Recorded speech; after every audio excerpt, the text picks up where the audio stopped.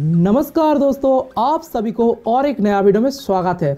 दोस्तों, आप सभी को बताऊंगा राफेल और यूरोफाइटर टाइफून के बीच क्या अंतर है कि इन दोनों फाइटर जेट में से सबसे बेहतरीन लड़ाकू जहाज कौन सी है। तो दोस्तों, देखा जाए तो 2024 में राफेल और यूरोफाइटर टाइफून के बीच बहुत कंपटीशन देखने को मिल रहा है। चलिए दोस्तों, मैं इस वीडियो के अंदर यही जवाब देने वाला हूं। दोस्तों, सबसे पहले शुरुआत करते हैं राफेल से। राफेल है तो एक फ्रांस की डेसल्ट एविएशन के द्वारा तैयार किया गया एक twin engine Carnot delta wing design में बनाया गया एक 4.5 जनरेशन का एयरक्राफ्ट है।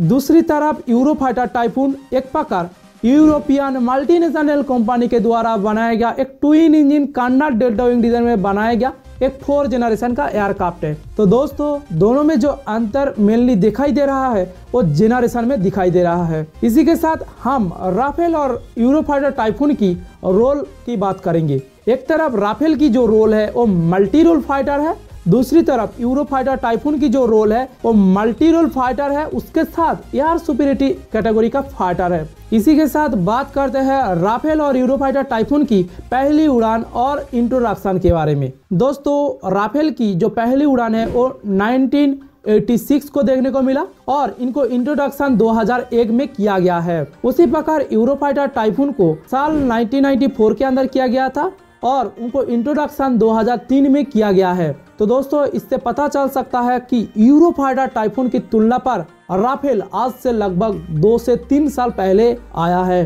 तो दोस्तों, इनकी प्राइमरी यूजर के तौर पर किस किस देश के द्वारा इस तरीके का एयरक्राफ्ट को असल में खरीदा गया है। जैसे राफेल को फ्रांस की एयरफोर्स के द्वारा खरीदा गया है, फ्रांस की नेवी के द्वारा और इंडियन एयरफोर्स के द्वारा खरीदा गया है। तो दोस्तों, इसी के साथ टाइफून की प्राइमरी यूजर की बात करते हैं। टाइफून की जो प्राइमरी यूजर है वो रॉयल एयरफोर्स है, दूसरा जर्मनी एयरफोर्स है, इटालियन एयरफोर्स है, स्पेनिश एयरफोर्स है और अदर्स में तो सऊदी अरब जैसे देश भी शामिल है। तो दोस्तों, सवाल ये है कि इनकी संख्या अभी की वक्त पर कितनी संख्या के अंदर बनाया गया है। दोस्तों, राफेल की जो संख्या बताया जा रहा है लगभग 259 के करीब एयरक्राफ्ट को बनाया गया है।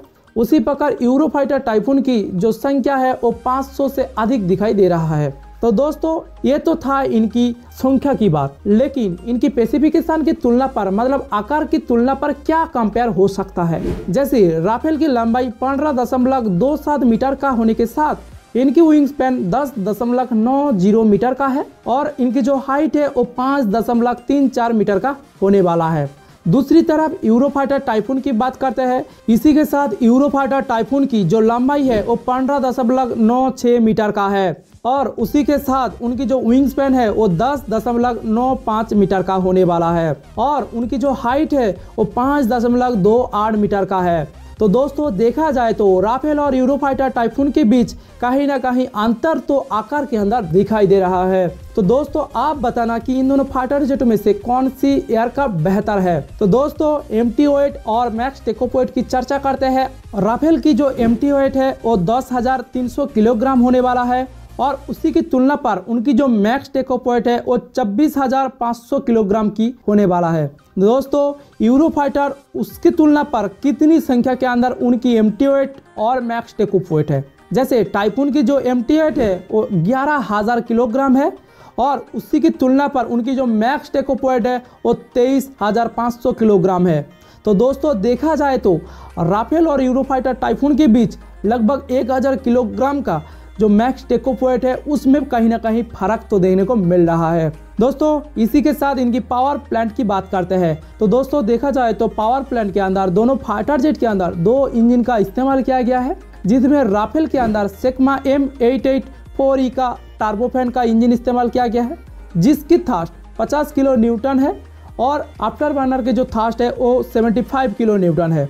दोस्तों, उसी प्रकार यूरोफाइटर टाइफून के अंदर 2 इंजन का इस्तेमाल किया गया है। इसमें यूरोजेट EJ200 का इंजन इस्तेमाल किया गया है, जो आफ्टर बर्निंग टर्बोफैन के साथ इनकी जो ड्राई थ्रस्ट है वो 60 किलो न्यूटन से अधिक है और इनकी जो आफ्टर बर्नर जो थ्रस्ट है वो 90 किलो न्यूटन से अधिक होने वाला है। तो दोस्तों, देखा जाए तो राफेल की तुलना पर यूरोफाइटर टाइफून पावर की तुलना पर तो कहीं ना कहीं बहुत ज्यादा दिखाई दे रहा है। दोस्तों, इसी के साथ हम परफॉर्मेंस की चर्चा करते हैं और हम वीडियो के लास्ट में आ चुके हैं। दोस्तों, बता देता हूँ राफेल की मैक्सिमम स्पीड 1912 किलोमीटर प्रति घंटा जाने के साथ साथ इनकी जो रेंज है वो 3700 किलोमीटर है।